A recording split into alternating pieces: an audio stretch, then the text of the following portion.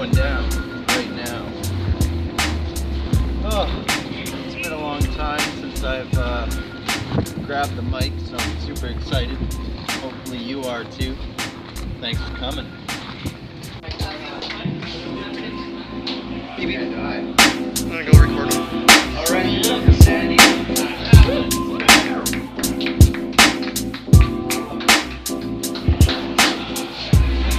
Jesus was a prehistoric pop star.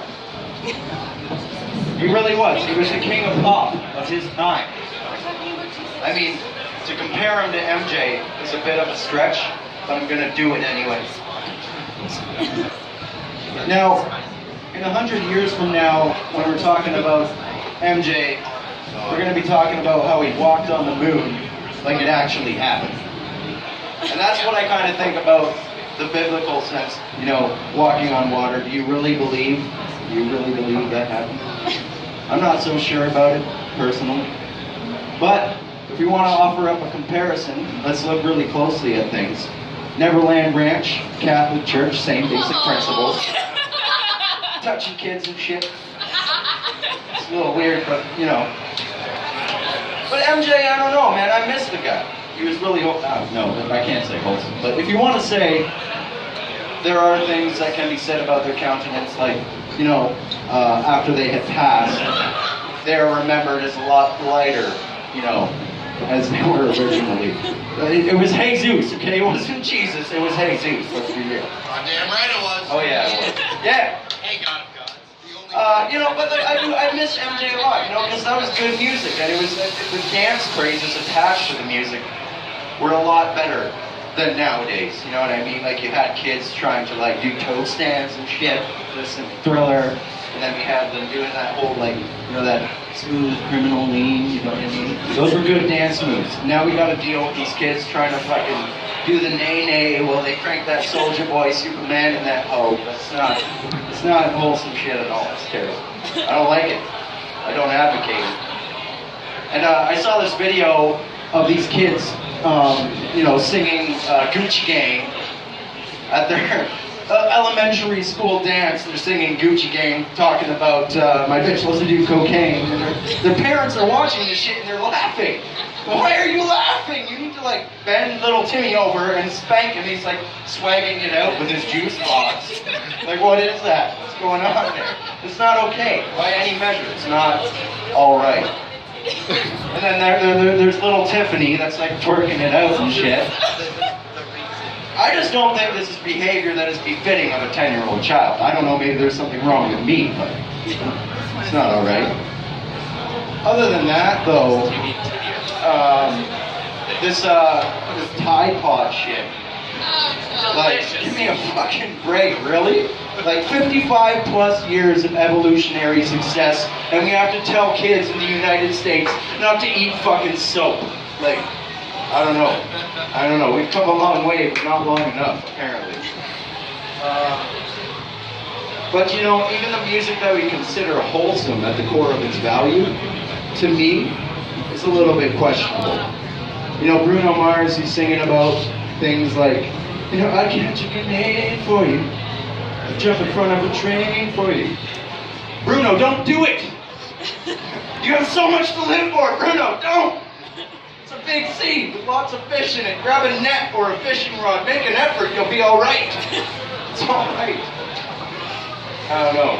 In this day and age, we make it easier to meet people, right? Like, we have all these online dating applications now. I think they're creating more problems than they solve. Like, how many women have never seen a man whip it out for no general reason at all until Tinder, you know?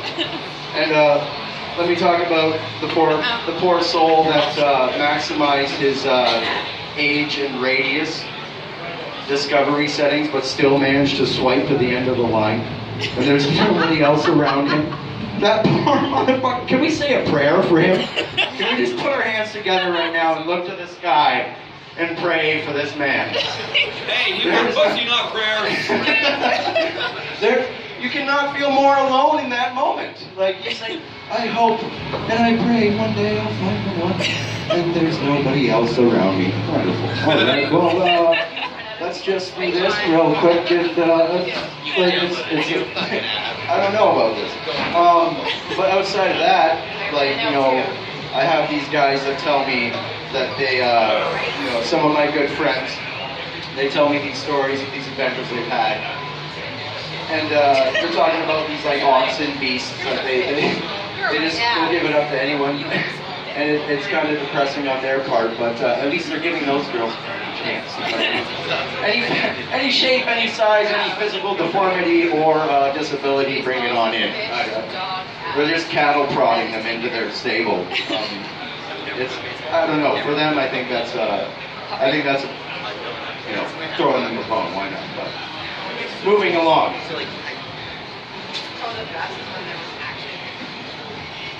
Yeah, this is my book. I might just read off Sandy's notepad.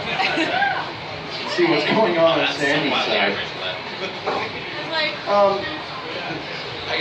You know, like with the whole Tinder thing that I mentioned, I recently went through a breakup. You know, myself. I wouldn't say recent, but it was, you know, half a year ago, whatever. But when you're married, it's a little harder. They start demanding things like, I want half of everything, and you think like, I just don't want to engage in this drama, so you just try to give them what they want. And when they say half of everything, I think I might have taken it too literally.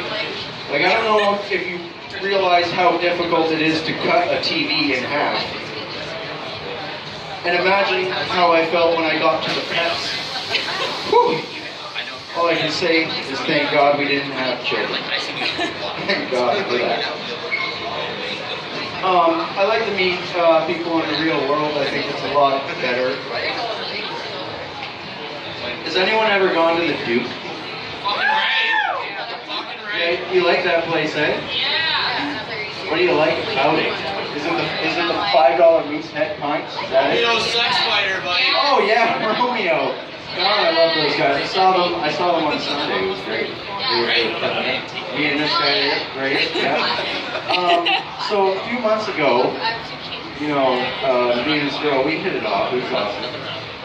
We were sitting up in that cozy little area. Everybody knows that little area when you walk into the right-hand side. You want to sit there so bad, but you look up and there's like 9 old people just talking about the good old days. Yeah, so we're sitting up there, and this girl, I don't know, she got a little too close. I guess things were a little bit inappropriate, but she's nagging on me a little bit. And one of the servers comes by and she says, you know, I know her a little bit personally, so she sends me a message on my phone, and she says, why don't you get a room? And I read that shit, and I'm like, this bitch. Who does she think she is? So I got off my chair, and I went and I found her, and I said, listen, I don't know who you think you are, but I'm pretty sure there's a band on stage, so how about we pay attention to that? So anyways, when I got home, I decided I was going to send her a Snapchat on the day, and we found a real, what do we do now? It was good. Growing up, I wasn't the most privileged of individuals, children. Nowadays, they don't have it as good as they used to, because we have an education system that educates people for jobs that don't exist. Let's just say that. So, you know, my parents, they made it work though. So did I. What else can I say? Alcoholism, everybody's drinking beer. That's dangerous. I've been drinking beer since Friday, and all I can say is this: milkshake shits, residual residue. It's not a pretty sight, but at least I have my own personal propulsion system.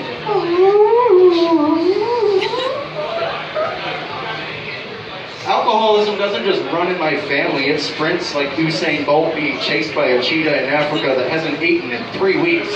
Like, it really runs. I will say that. This went a lot better in my mind when I planned it all out. She was laughing, she was really quiet. Oh, okay, I just can't hear it. I'm just not paying enough attention. Alright then.